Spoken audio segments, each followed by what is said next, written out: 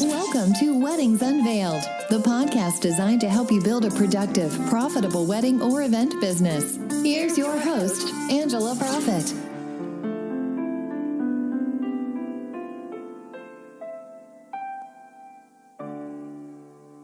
Hi, y'all. It's Angela Profit, your event and productivity therapist, coming to you from the heart of Music City in Nashville, Tennessee. Thank you so much for tuning in to this episode of Weddings Unveiled, professional tips and secrets on wedding planning and event design, where we take you behind the scenes of our past experiences in the event industry, what we have learned from them, and how they have made us stronger. This podcast will help you grow a productive and profitable business to launch you into success within the hospitality industry. Today, I'm joined by the best communications and event consultant in the business, Allison Burry.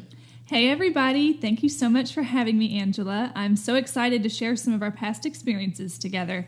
We've definitely been through some unique situations over the years. What are we discussing today? Today, we are talking about making sure that the vendors that are hired, especially the photographer, is the right fit for the actual client. And this particular mother of the bride really loved pictures, and she loved posed pictures like that you get in a studio. And the photographers always ask every couple what pictures they want with who before the wedding, just so they have a list and can call out names and get those really important ones that they want with Aunt Betty and Uncle Louie before the ceremony or before the reception starts and everything gets crazy. But when this mom submitted her list, it was a good 5 pages long of specific pictures that she wanted with guests and friends and all at the church, and we were very limited for time. So from the start, the photographers were very vocal about how nervous that they were at being able to get all those pictures taken, and that we pretty much had to have the whole congregation stay in the church after the service so they could call out names and get pictures taken. So it was kind of a nightmare, and just her expectations were not really what the reality of what is provided for wedding pictures. And so when we sent the list over to the photographer the day before the wedding and they were reading it, I remember the photographer texted me, and one of the pictures on the list was get a professional headshot of her son for his LinkedIn page. I forgot about that. I'll never forget that. And so, I mean, I was really speechless. I didn't know what to say. And so we're at rehearsal, which the mother of the bride was running terribly late for. And apparently she's always late, like really late. And so the bride is very prompt and very type A. And so that upset her, and we were trying to calm her down. And then I look up, and there's the photographers, and they just unannounced showed up at rehearsal, which they thought would be a good thing to talk through with the mother, just to set her expectations to where they're going to do the best they can.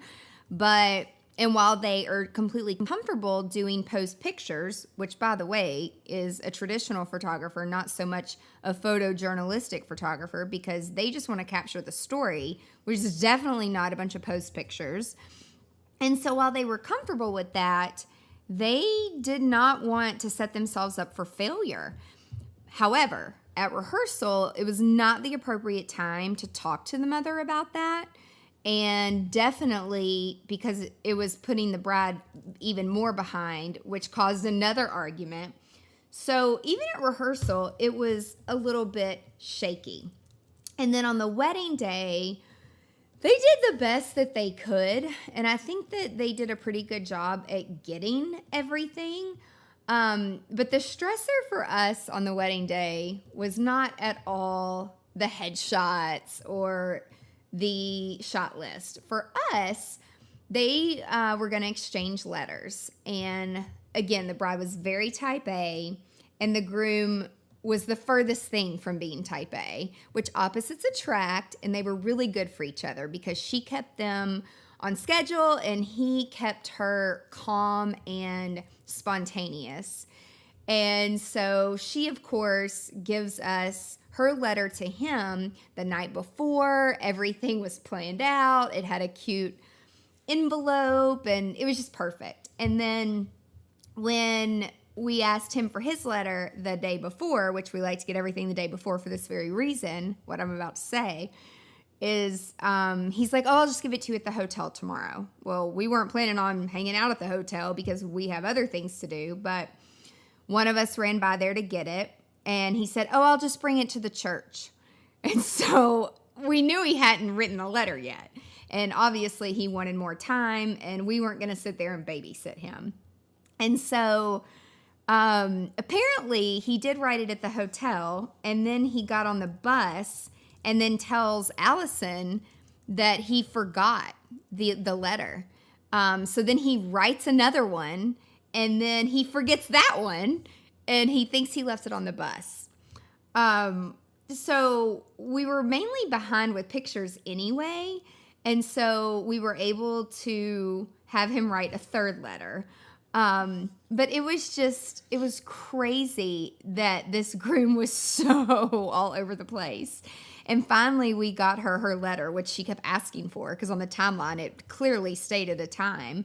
And we told her, since we were running behind with pictures, which she knew that because she had the timeline, we were kind of covering for him.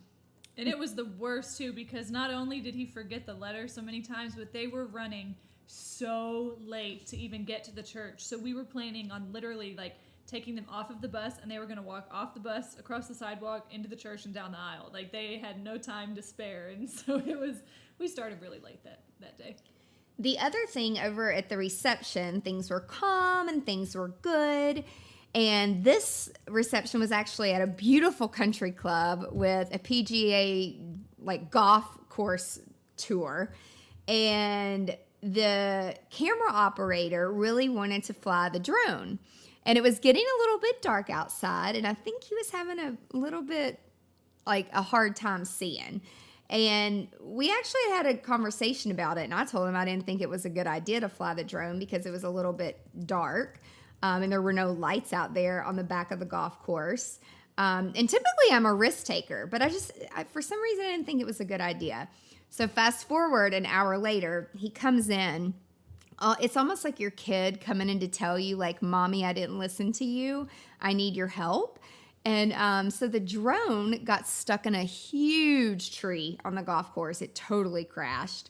And when he comes in and tells me, I'm like, oh, no problem. Like, I have a professional tree climber's phone number in my phone. And the cool thing was that the guy actually came right away. I texted him. It's like 10 o'clock on a Friday night or a Saturday night. And we had actually done a wedding together. It had probably been 2 or 3 years, my gosh, at a private home. And we had to hire him to climb these huge ass trees to, like, hang these string lights. And the camera operator just couldn't believe that I had a professional tree climbing company in my phone, and the guy actually came. And so he climbed the tree with his big gloves and his helmet and got the drone down, and we watched the footage. It was actually pretty funny. And so that made a good story for the end of the night. So I will say that relationships really matter. I mean, that guy actually remembered us from the previous years, and then I asked him how much I owed him. I was just going to pay him, and he's like, oh, if I can just have a couple beers, I'm good to go. So that was a really interesting time. Yeah, that was a very fun wedding. Good. Luckily, they were a fun couple, and the two of them were really easygoing, so nothing really fazed them or upset them when we were running too late at the ceremony, but it was all really fun. But Angela, what would you say your biggest takeaway was from everything that happened that day? I would say the biggest takeaway is just doing a really, really good job on educating clients on the photo list. I know that photos were important to the bride, and it's really not the day of the mother of the bride. And so for her to give that photo list with so many pictures, I think a limit needs to be given in the future, and it completely killed the moment of the story and the creativity, which I really think could have been avoided. The other takeaway is when bride and grooms do these letters, I think I'm going to stalk the groom in the future to make sure that he gives it to me the night before, because I would rather us be responsible for those types of things rather than him stressing and running around in the background. It just makes for a crazy time. Great. Well, Angela, can you share with our listeners some of the different products and resources you have available to help wedding and event planners? Absolutely. You can visit the blog on the website, and there's lots of great articles and resources available there, which it's angelaprofit.com. You can sign up for tips and resources and be part of our email list. We'll send you all kinds of juicy details. We do webinars and live events, so watch social media for more about that. Awesome. Well, Angela, thank you so much for sharing your valuable advice with us today. I can't wait for next week to tell more of our incredible experiences together. And thank you, Allison, so much for joining me. And thank you so much to our listeners for joining us today on Weddings Unveiled, professional tips and secrets on wedding planning and event design. Tune in next week to learn more from our past experiences. If you found this podcast helpful, please share it with other wedding and event professionals. Be sure to subscribe today so you never, ever miss the juicy details of Weddings Unveiled. I'm so passionate about helping other event professionals, and with my background in psychology, I appreciate that our best selves develop from real-life situations.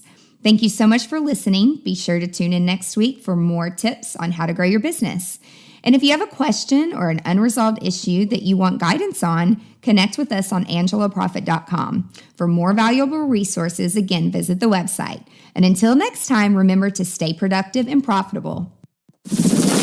You've been listening to Weddings Unveiled with Angela Profit. Join us next time for more insights to help you build a productive, profitable wedding or event business. For more great resources, head over to angelaprofit.com.